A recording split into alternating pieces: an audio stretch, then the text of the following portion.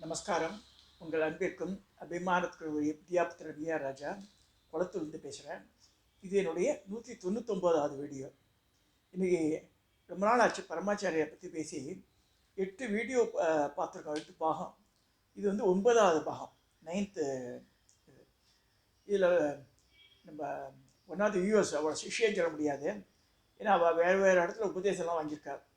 நம்ம ஒரு என்ன சொல்கிறது, அப்ரிஷியேட் பண்ணக்கூடிய வியூவர்ஸ் அவள் ஷீலா கொடிமடி. அவள் பரமாச்சாரியோட இன்ஸ்டெட்டில் நான் உங்களுக்கு அனுப்பலாமா, நிறைய பேர் அனுப்புகிறா எனக்கு அப்படின்னா. சரி, அனுப்பி வச்சேன். இதெல்லாம் படித்தது தான், படிதான் நேயர்களுக்கு எத்தனை பேருக்கு தெரியாது சில இன்ஸ்டெட்லாம். அதில் வந்து நான் இன்றைக்கி எவ்வளோ கவரேஜ் பண்ண முடியுமோ பண்ணுறேன். ஒரு 2 இல்லைன்னா 3 நிகழ்ச்சி மேக்ஸிமம், அதுக்கு மேலே சொல்ல மாட்டேன். பரமாச்சாரியார் வந்து அவர் சூஷ்ம ரூபமாக எப்படி வந்து ஆக்ட் பண்ணான்னு காமிக்கிறோம். அவரோட காலத்திலேயே திருச்சி பக்கத்தில் ஆங்கரைன்னு ஒரு ஊர், அங்கே வந்து ஆங்கரை அங்கே ஒரு வீடு இருந்தது. அந்த ஆங்கரையில் சாத்தூர் இடம், அங்கே சாத்தூர் அந்த ஆங்கரை சுப்பிரமணியன் ஒருத்தர், அவள் சாத்தூர் சுப்பிரமணியன் சொல்லுவா அவரை. அவள் வீடு அவாத்தில் அவள் அம்மா, சுப்பிரமணியத்தோட அம்மா நினைக்கிறேன், வயசானவோ. அவள் வந்து கோடி ராமா அர்ச்சனை பண்ணணும், நாமாவளியே சொல்லிட்டு ஜபம் பண்ணுறது, கோடி நாமா ராமநாமா ஜபம் பண்ணுறதுன்னு ஒரு கான்செப்ட். அதை மாதிரி பண்ணோன்னு சொல்லி ஆரம்பிக்கிறார். அதுக்கு என்னவோ திருஷ்டி படித்த மாதிரி என்னாச்சுன்னா யாருமே வரவே இல்லை ஜனங்க. கோடி தடவை சொல்லி ஆனோம். சரி, 1 2 3 பேர் தான் வரா, இந்த மாதிரி வரவே இல்லை. அப்போ வந்து செலக்டிவாக அது அந்த காலத்தை கம்யூனிகேஷன்லாம் கிடையாது, வாய் வழி தான் சொல்லி ஆகணும், ரொம்ப வசதிகளாக இருக்காது. அப்போ வந்து ஒன்லி பிராமின்ஸாக அந்த இடத்துக்கு வரா.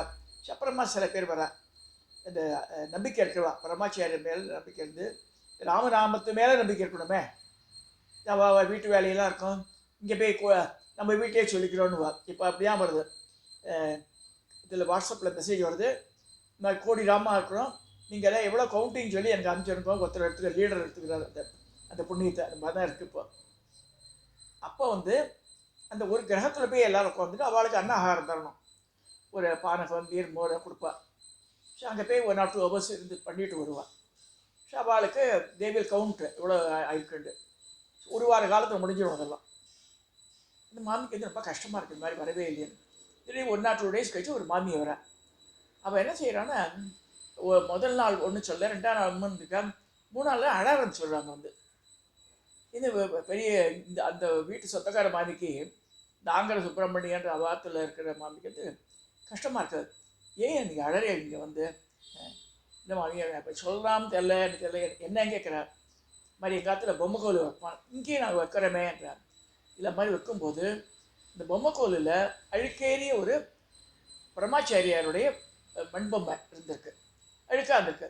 சரி, அதை போய் சுற்றி கட்டி வைக்க வேண்டாம், சுத்தம் பண்ணி வைக்கலாம், இல்லைனா வேறு பெயிண்ட் பண்ணலாம்னு சொல்லி அதை தனியாக எடுத்து வச்சிடுறாவா, அலமாரியில் வச்சுக்காது. இவ்வாத்துல ஆளே வரலைன்னு சொல்லி ஆங்கர சுப்பிரமணிய ஆற்றுல ஆள் வரலன்னு சொல்லிட்டு இருக்கா இல்லையா. அந்த நேரத்தில் அந்த பொம்மை பேசுறது அவகிட்ட, என்னை சாத்தூர் ஆற்றுல கொண்டு விடுன்றது. பரமாச்சாரியார் அந்த குரல் கேட்குறது பொம்மை கிட்டேருந்து, என்னை சாத்தூர் ஆற்றுல கொண்டு விடு, சாத்தூர் ஆற்றுல கொண்டு விடுன்னு. மாமிக்கு ஜஸ்ட் இமேஜின், ஒரு 50 வருஷத்துக்கு முன்னாடி நடந்தது. அவள் பயந்து போயிடுறார், திரும்பி பிரமையவன் நினச்சிக்கிறார். அந்த சவுண்ட் வந்து started increasing day by day. அதனால் ஒரு மாதிரி இருக்கு. எப்படி அது வேறு புது பொம்மை கிடையாது, பழைய பொம்மை, அது அழுக்க எழுதுன மாதிரி இருக்கிறேன். அப்படி அதுக்கு அடி அஷடை இது மாதிரி ஃபீல் பண்ணுறேன்.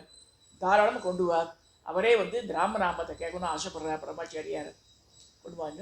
நல்ல மரியாதையோட மேலதாளம் தான் வைக்கலை, அந்த மாதிரி ரொம்ப இந்த ஆற்றுக்கு வந்து ஹாலில் எல்லோரும் பார்க்குற மாதிரி வச்சு ராம படம்லாம் அதெல்லாம் இருக்குது.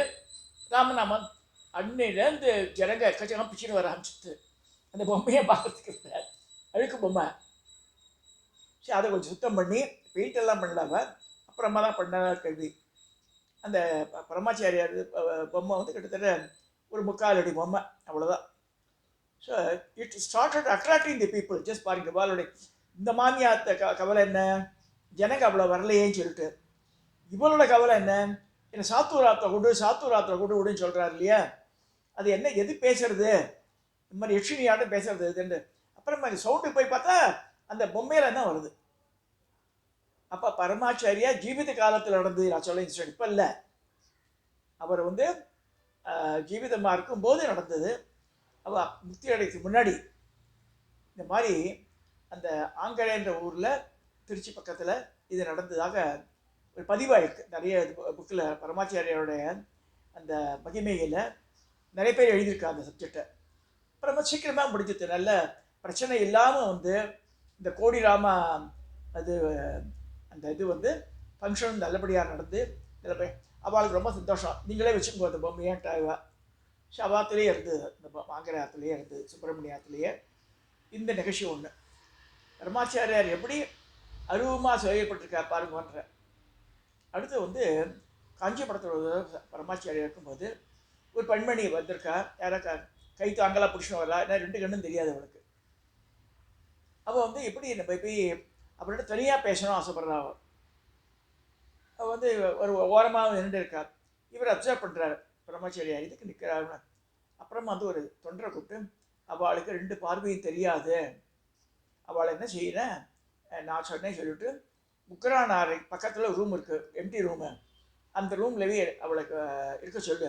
ரொம்ப ஆச்சாரமான லேடி அவள். அதனால் அவள் இங்கே நான் எனக்கு தண்ணி கொடுக்கட்டா, அதெல்லாம் குடிக்க மாட்டான் இஷ்டப்படலாம் அவள். அதனால் ஒன்று சொல்லு வேணாம், சாயந்தரம் ஆகிடுது, ராத்திரி போகிறது, அவளுக்கு வந்து நான் தனியாக வந்து அவளை வந்து அந்த ரூமில் பார்க்குறேன்னு சொல்லு, அந்த ரூமில் ரெஸ்ட் எடுக்க சொல்லு, அவளுக்கு வேணும்னா ஆகாரத்துக்கு உப்புமா வேணால் பண்ணி கொடு, ஆச்சாரம் அது. அது என்ன பொங்கல் கிங்கெல்லாம் முழு அரிசி பண்ணுறோம், உப்புமான்றது உடைச்ச அரிசி. உடைச்ச அரிசியில் பண்ணால் அது வந்து ஒரு என்ன சொல்கிறது, ஒரு பரிகாரம் மாட்டோம் அது. ஸோ அது வந்து சாப்பிட்லாம். ஸோ அது மாதிரி அந்த ரூமில் கொண்டு உட்கார சொல்கிறேன். சந்தோஷப்படுறா அந்த பெண்மணி, நம்ம மனசில் இருக்குது அப்படியே சொல்லியிருக்காரு, தனியாக பேசணும்னு ஆசைப்படுறா பரமாச்சாரியாரோட. இவர் எல்லா தரிசனம்லாம் முடிஞ்சு எல்லோரும் போன பிறகு உள்ளம் போகிறார், கூட சிஷியனை அடிச்சுக்கிறார். அழிச்சு போய் அவர்கிட்ட சொல்கிறார். அவள் வந்து அந்த நேரத்தில் சிஷியம் போய் முதல்ல பார்க்குறது உப்புமா சாப்பிட்றேன்ற. அவள் உப்புமா பண்ணி கொடுத்துட்றா. ராத்திரி ஆகுது. அப்போ அவரையும் அழிச்சுட்டு பரமாச்சாரியா உள்ள ரூம் உள்ள போகிறார். சிஷியன்ட்டு சொல்கிறார், நான் சொல்லும்போது விளக்கெல்லாம் அணைச்சிடுவேன், எலக்ட்ரிக் சுவிட்செல்லாம். அவளுக்கு கண்ணு தெரியாது. உனக்கு என்ன பண்ணணும், எனக்கு வந்து அம்பாளை காமாட்சி அம்மனை ஜோதி அவள் வந்து குண்டலினி ப்ராக்டிஸ் பண்ணுவோம், 2 கண்ணும் தெரியாது. இப்போ என்னவோ அந்த மகாவிஷ்ணு என்னவோ பண்ணுறாங்க, ப்ரோக்ராம் பண்ணுறானே, இவாளை கண்ணு தெரிஞ்சவாள் பண்ணுறான். கண்ணு தெரியாதவோ கற்றுன்னு வந்திருக்கா குண்டலினி யோகா. சகசிராரத்தில் நான் காமாட்சியை தரிசனம் பண்ணோன்றான் ஜோதிஷ ரூபத்தில். அதான் ஒரு விஷயம். சரி, பரமாச்சாரிய சொல்லி அவளுக்கு அனுகிரகம் பண்ணி இவர் தியானத்தை உட்காந்துக்கிறார். இப்போ கண்ணை மூடி தியானம் பண்ணுன்றார். எல்லா லைட்டும் அணைக்க சொல்கிறார். ஒரே ஒரு லைட் எரியுது, அதையும் ஆஃப் பண்ணிவிடுங்கன்றார். நான் சொல்லும்போது லைட் போடுன்றார். திடீர்னு ஒரு ஃபியூ மினிட்ஸில் அவள் சத்தம் போடுறான், பெரியவா பெரியவா எனக்கு போதும், பெரியவா போதும், காமாட்சி தரிசனம் கொடுத்துடா சகசாரத்தில் எனக்கு ஜோதி சுரூபமாக பார்த்து அந்த ஜோதியை தாங்க முடியல என்னாலன்றாவோ. எனக்கு போதும் பெரியவான்றா. சரி தெரிஞ்சோடனே சரி கேட்டு லைட்டு போட சொல்கிறார். அப்புறம் அந்த குத்தி விளக்கு ஏற்றி வைக்க சொல்கிறார். இதெல்லாம் ஆகுது. இப்போ அவனுக்கு திருப்தியா அப்படின்ற, எனக்கு போதும் பெரியவா, எத்தனை ஜென்மம் எடுத்தாலும் இந்த மாதிரி எனக்கு கிடைக்காது, இது நம்ம பல நாள் என்னோடய தேடல், இது அம்பாளை ஜோதி ஸ்வரூபமாக பார்க்கணும்னு ஆசைப்பட்டேன், அது உங்கள் தயவில் தான் நடந்ததுன்னு சொல்லி இது சொல்கிறா இந்த அம்மா. பாருங்க அந்த பக்தாளுடைய வேண்டுகோளை எப்படி அவர் ரொம்ப ஆச்சாரமான லேடி. பீயிங் எ லேடி, உனக்கு தெரிஞ்ச பரமாச்சாரியார் எந்த பெண்மணியும் தனியாக பார்த்தே கிடையாது. வயசான கல்வியாக இருந்தவரை கூட சரி, கூட ஒருத்தர் வச்சு பாருவார், தான் கூட ஏன்னா இல்லைன்னா என்னென்னவோ வருது இப்போல்லாம். இப்போ பேப்பர் திறந்தாலே என்னென்னவோ வருது. அப்புறம் அதீத ஞானி, தனியாக எந்த பெண்ணுக்கும் பேட்டி கொடுத்ததே கிடையாது லைஃப்பில். அவர் கூட யாராவது ஒருத்தர் இருப்பா சாட்சிக்கு. ஒருத்தர் தான் ஒருத்தர் ஊமையா செவிடா, அந்த மாதிரி ஒருத்தர் வச்சுன்னு பேட்டி கொடுக்குறாரு. ஒருத்தர் கேட்குறாரு இருக்கிறாரா இல்லையா. ஸோ ஒருத்தர் இருக்கிறான்னு உடனே அந்த ஆப்போசிட் சைடில் இருக்கவா வந்து கொஞ்சம் கேர்ஃபுல்லாக பேசுவாள். இந்த ஒரு அந்த நிகழ்ச்சியை சொல்கிறேன்னா, அந்த கண் தெரியாத பெண்மணிக்கு இவர் எப்பேற்பட்ட அனுகிரகம் பண்ணியிருக்கார் பரமாச்சாரியான்னு சொல்லப்படுறது இந்த இந்த இதில். அடுத்து வந்து இந்த ஆங்கர சுப்பிரமணியம் பார்த்தாச்சு, இந்த கண் தெரியாத இது பண்ணி பார்த்தாச்சு.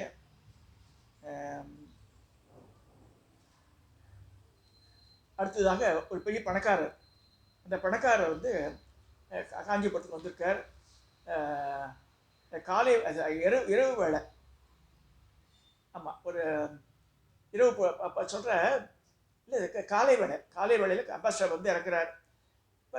மடத்துக்கு ஏதாவது செய்வார் போல இருக்கவர். இனிமேல் ஒரு மூஞ்சியை தொங்கியிருக்கு. என்ன விஷயம் அப்படின்றார். பாருங்கள் எதுக்கு போயிருக்காரு. இதுவும் 50 வருஷம் ஆயிடுத்து. அவர் செல்ல பிராணி ஒரு நாய் வச்சிருக்கார். அந்த நாய் ஒரு வாரம் சாப்பிட்றதில்ல, குறைக்கிறதில்ல, எதுவும் பண்ணல.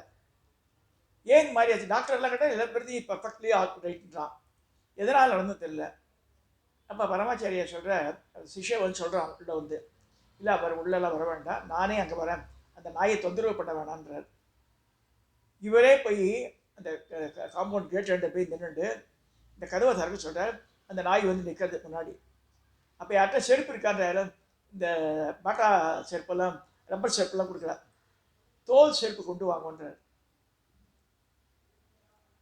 செருப்பு காரணம் மடத்தில் போய் பரமாச்சாரிய பாதரட்சியை மடத்துக்கு போகிறான். தோல் செருப்பு கொண்டு வான்றார். உடச்சப்ப சிப்பந்திட்டு சொல்லி ஒரு கப்பு நிறைய பால் கொண்டு சொல்கிறார். பாலை வைக்கிறார். அந்த அந்த நாய் செருப்பை பார்த்தோடனே, அந்த தோல் செருப்பை பார்த்தோன்னே கிட்ட மோறுது. சரியா கம் ஆல் ரைட், மடம் கப்பு பால் குடிச்சிட்டு 3 நாளாக பட்டினியாக இருந்த நாய் இங்கே வந்து அப்போ சொல்கிற, யாராவது திருடா வந்திருக்கா அவங்க பார்த்துக்கு. அவள் வந்து நாயோட அவளுக்கு சில மந்திர வித்தியை தேடி திருடா இருக்கு. ஒவ்வொருத்தரும் சூட்சமாக தெரிஞ்சிட்ருப்பா. ஸோ நாயோட வாயை கட்டி போட்டுருவாளாம். பை டூயிங் ஸோ நாய் குறைக்காது, சாப்பிடாது, அப்படியே வீக்காயிடும். அதுக்கு என்ன ரெமடின்னா, இந்த தோல் செருப்பு இருக்கு இல்லையா, தோலோட வாசனை முகர்ந்தா சரியாப்படுமா. அதுக்கு ரெமடி சுக்கம் ஆல்ரெடி குறைக்க ஆரம்பிச்சுட்டு நாய். அந்த பணக்காரருக்கு அப்படியே கண்ணில் ஜலம் வந்துடுது. மாதிரி என்னென்ன வியாதியும் தெரியாமல் எனக்கு கஷ்டப்பட்டமே எல்லாம் ஒன்றுன்னு சொல்லி திரும்பி பிஸ்கட்லாம் போட சொல்கிறார். சாப்பிட்றது அது. அப்புறம் வந்து அவருக்கு தேங்க் பண்ணிவிட்டு இந்த பணக்காரர் கிளம்பி போனார். இந்த கதை முடிகிறது. இது காஞ்சிபுரத்திலே நடந்தது. இப்போ வந்து நம்ம 3 கதைகள் பார்த்துருக்கோம் பரமாச்சாரியாரோட இதில். இது வந்து இந்த மாதிரி நிறைய ஆயிரக்கணக்கான கதைகள் இருக்குது, நிறைய இன்சிடென்ட் இருக்குது. இது வந்து நம்ம ஒவ்வொரு டைம் ரீகால் பண்ணுறோம். நம்ம இந்த இதில் வந்து இது என்ன ஒரு சின்ன விஷயம்னு நினைக்கலாம். நம்ம ஒவ்வொரு இதுலேயும் யுவராசி மேலேயும் அவர் வந்து காரணியை பார்த்துருக்கார். அதே மாதிரி ஒரு சமயத்தில் வந்து இன்னொரு போது குரங்குக்கு எப்படி அனுகிரகம் பண்ணியிருக்காருக்கு. ஒரு குரங்கு என்ன பண்ணியிருக்கு, ஒருத்தர் வந்து பரமாச்சாரியார்கிட்ட தான் வீட்டு பத்திரத்தை காமிக்கிறதுன்னு சொல்லிட்டு கொண்டுறாரு. அப்போ ஒரு குரங்கு பிடிங்கன்னு போயிடுது இந்த பத்திரத்தை, எங்கெங்கேயோ சுற்றி போகிறது. அப்போ வந்து பரமாச்சாரியார்கிட்ட சொல்கிறாரு வந்து, குரங்கு தூக்கி எடுத்து என்ன ஆச்சுன்னு. சரி, அவரை வந்து இது பண்ணிவிட்டு அதுக்கு சில சூட்சமாக சொல்கிறார் இந்த குரங்குக்கு இது பண்ணுறதுக்கு. அது போய் சும்மா எல்லாம் அடித்த விஷயம்லாம் போடவே போடாதுன்னு. கடைசியில் வந்து அதுக்கு அந்த காலத்து கதையில் வரும், குல்லாவை கீழே போட்டால் குல்லாவில் எடுத்து போய் மரத்தில் வச்சுக்கோங்க குரங்கு.